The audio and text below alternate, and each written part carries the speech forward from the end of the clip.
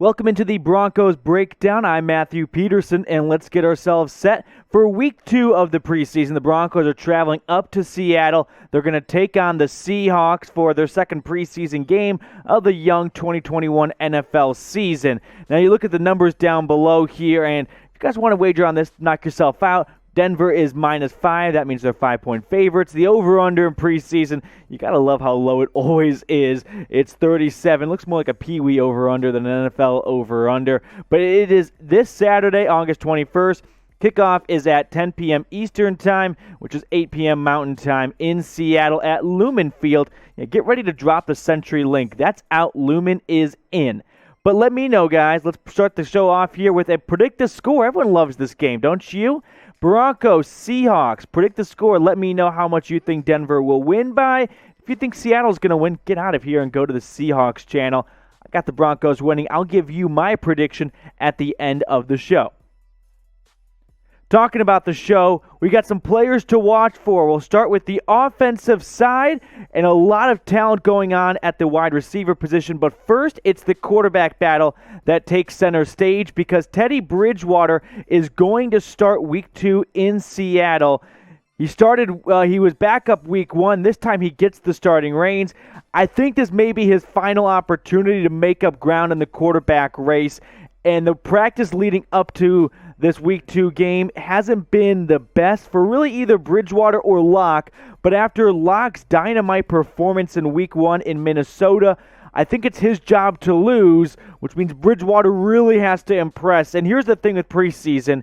Usually in preseason, Weeks 3 and 4, you already kind of know what you're doing. But here's the Week 1 stats. And like I said, Lock really impressed. Didn't play much. Just a quarter and change. And kind of the same for Bridgewater. But that 151 yards, 2 touchdowns, both shined. Bridgewater was a little more play underneath. Take the receptions where you can. Make the completions. What they give you.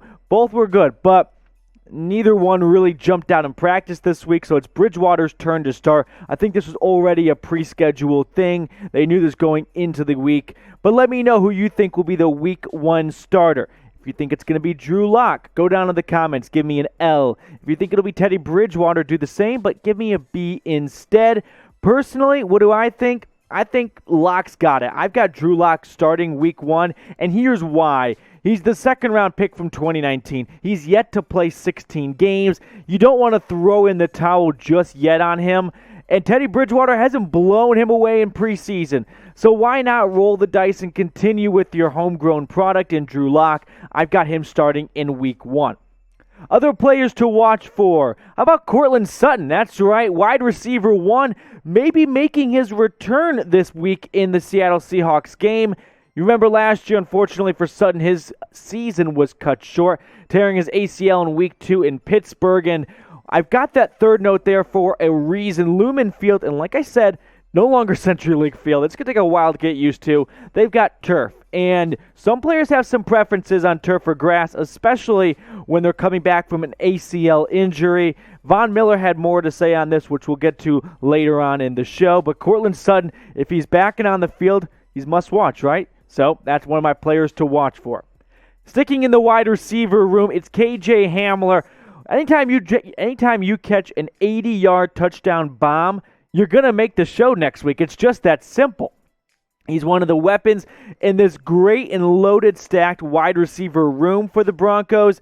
Hamler started off the preseason kind of in that wide receiver 4, wide receiver 3, battling with Tim Patrick.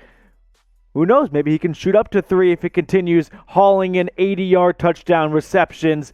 And this is a Broncos secondary that's not very strong. They've had injuries. They are far and away from the Legion of Boom. Hamler with another opportunity to maybe haul in a big touchdown grab.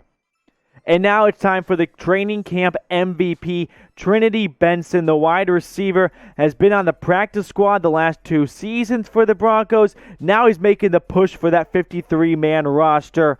Hauled in 2 touchdowns a week ago in Minnesota. And he's looking like a player that will make someone's 53-man roster. And what do I mean by that? Well, the Broncos came into training camp with 2 positions with tons of depth. Wide receiver and cornerback. Those were not positioned for bubble guys to have a good shot at making. So if Benson doesn't make the Broncos 53-man roster, which may or may not happen. I think it's leaning towards may now. He will definitely be on someone else's radar. He's battling with a handful of players for that 6th, 7th, 8th final spot. We'll look at it a little more later on, but Deontay Spencer, Tyree Cleveland Benson, and then you've got other guys like Kendall Hinton who are all in the mix here. Me personally, Benson, I think he's climbing up that wide receiver depth chart. He started off a little further back. Broncos haven't released an updated one in a few weeks since the initial depth chart came out before the Week 1 preseason. I don't see how he's not climbing up the stairs towards that 5 or 6 range. With Trinity Benson climbing up that wide receiver ladder, it looks like he may be taking someone's spot. Or maybe he won't. So let me know down in the comments who gets cut. Do you think it'll be Tyree Cleveland, Deontay Spencer, or about the old QB1 from last year, Kendall Hinton, or maybe it's Benson himself? Go down in the comments. Let me know who you think gets cut, because honestly, I don't see the Broncos taking on more than 7 wide receivers. You've got 4 right there, and then you've got Courtland Sutton, Tim Patrick, KJ Hamler, and Jerry Jeudy. It's a numbers game. I just said 8 names. We need probably 7, and it looks like for sure one of those 4 guys will most likely get cut. Guys, are you pumped for Broncos football returning? I'm not talking about the preseason, because sure, that's a nice appetizer, nice antipesto. We're getting antipasta. We're getting closer to the regular season. And if you want more Broncos content, go down and subscribe so we can give you all the latest Broncos news and rumors with that Week 1 game against the Giants just right around the corner. Now it's time to look at the players to watch for on the defensive side here on the Broncos Breakdown. This defense looking poised for a good season as they get Von Miller back and a couple key pieces still in the rotation. A lot to be excited for, but a lot still up in the air. And let's start with the back of the defense, and that's the safety room, the depth chart for the safeties. You've got 2 locks, Justin Simmons and Kareem Jackson. No ifs, ands, nors, or buts. We're not going to even discuss it. Then you've got 4 names after that. I'm looking at Trey Marshall, Jamar Johnson, Caden Stearns, and P.J. Locke. Of those 4, I'm thinking they're going to take 4 overall, so 2 will get cut. Maybe they'll take 5 if one really impresses. It's going to be tough. That's one of the things I'm going to watch very closely during the preseason game against the Seahawks. Who's going to make the roster of those last 4 guys? I'm thinking just room for 2.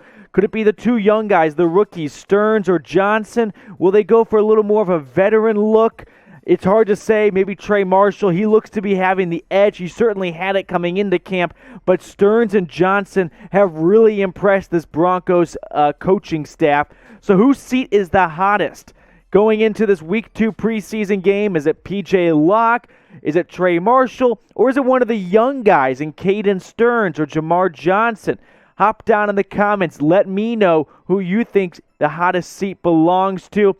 Personally, I think it's probably going to go towards one of the veteran guys like Trey Marshall. Stearns and Johnson, they're 5th-round draft picks from this past draft. I don't think the Broncos want to move on from them or put them on the practice squad so someone else could snatch them. I think the Broncos will probably take 4, but maybe 5 if P.J. Locke and Trey Marshall make their case in the next 2 preseason games. Other players to watch for here.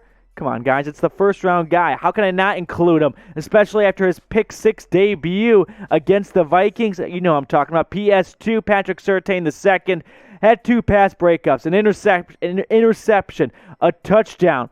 He may not even play this week, honestly. He's dealing with a lingering issue. Coach Fangio, after practice today on Thursday, said it's still up in the air. They're going to be extremely cautious. Why? Because, 1, you know he's making the roster. Check. Is he game ready for NFL regular season speed? We're not sure. And that's what they really want to learn from their rookies and from more of the bubble players, not PS2. He's not a bubble player, but that's what the preseason's about. So he's TBD, but if he's out there, it looks like he's must-watch TV on that Broncos secondary. Talking about head coach Vic Fangio, he also said he expects a lot of defensive starters to play against the Seahawks. And the reason why I'm really looking at this is I'm talking about Von Miller. I'm looking at you, Von, coming off that injury a year ago. Went down with an ankle injury in the preseason. Didn't touch the field in 2020. Here's what's interesting. for this. Von Miller said when he returns, he doesn't necessarily want to play on turf. He's going to prefer grass. Well, Lumen Field, like I said, not CenturyLink. So every time you say CenturyLink, you got to put $1 in the old stadium jar. And the first game against the Giants at MetLife, both those stadiums are turf fields. So will we see Von Miller in the preseason, or will they wait for even week 2 of the regular season? I don't know if the condition of the field will really keep Von Miller out of week 1 if he is 110% ready to go, but it's worth noting because it's coming straight from the horse's mouth of Von Miller. But going back to Patrick Surtain II, guys, let me know down in the comments, what week do you think he'll get his first interception? I'm talking regular season ball, not the preseason stuff. When it really counts, let me know down in the comments what week that will come. Could it come week 1 against Daniel Jones? You know, Jones has a bit of an issue with going to the other team more than his team. My producer right now, Marshall Green, he's a Daniel Jones guy. Maybe he's going to share the love a little bit too much and with the other team in week 1 against the Giants. Other players to watch for. How about the third-round draft pick out of Ohio State, Baron Browning? He was activated off the physically unable to perform list earlier this week. Hasn't seen any action in all of training camp and preseason. He's been out since suffering an apparent knee injury back in rookie minicamp, so really excited to see what this guy can offer. His status for Saturday against the Seahawks still up in the air, but he had a good week of practice according to Fangio, so I'm thinking the arrow's pointing upwards for Browning to play this week because they probably want him to make him a part of their rotation for the first few weeks of the regular season. So he needs to get his legs underneath him, and you don't want to wait till the last week of the preseason because we only have 3 weeks of preseason this year to get him involved in that linebacker rotation. It's week 2 time, preseason week 2 right around the corner. This Saturday night, 8 p.m. Mountain Time, 10 Eastern, up in Seattle. Broncos are 5-point favorites. Total over under 37. That 5-point favorite, I think that's a part because it doesn't look like the Seahawks are going to throw out many of their big guns. I'm talking about Russell Wilson and DK Metcalf. So here's my pick. I hinted at the beginning of the show. I got Broncos winning 29-13. Why? Because it's the preseason. And what does that mean? Every single score makes 0 sense. It's always scoregami. How did we get here? Who knows? We got 3rd and 4th string guys playing, so why not give it a bizarre score? And I got the Broncos on top because Drew Lock and Teddy Bridgewater will probably play the whole first half and into the second half, where Geno Smith is going to get a lot of the reps for the Seahawks. I think he might get punched in the face twice, this time against the Broncos defense.